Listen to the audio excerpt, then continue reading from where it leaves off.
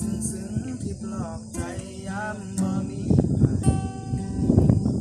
เป็นคนเท่าออกจะเงาแต่บ่มีไผเอาไปใส่ใจ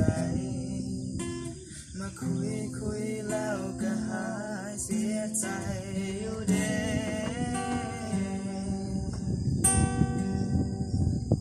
ก็ถึงเทตอนเอาผู้สึกดีแต่เพิ่นไป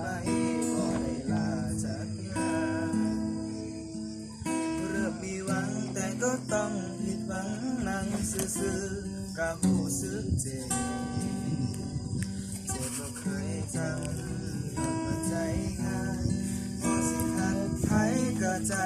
อักเสบเขาก็ไปตามสเต็ปแต่เฮาเสือกจริงจังอีหลีขอบใจเด้อที่มาเห็นให้เพ้อคิดว่าเฮาเป็นคนสำคัญแต่ความจริงมันก็พอสำนั้นเฮาก็แค่คนทั่วไปคุยจบก็ลบทิ้งเขาบ่ได้เสียดายเฮาก็เก็บเอามาปลื้มอ่านไปยิ้มไป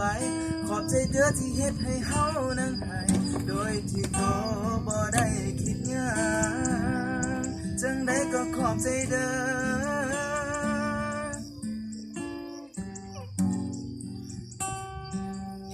ขอบใจ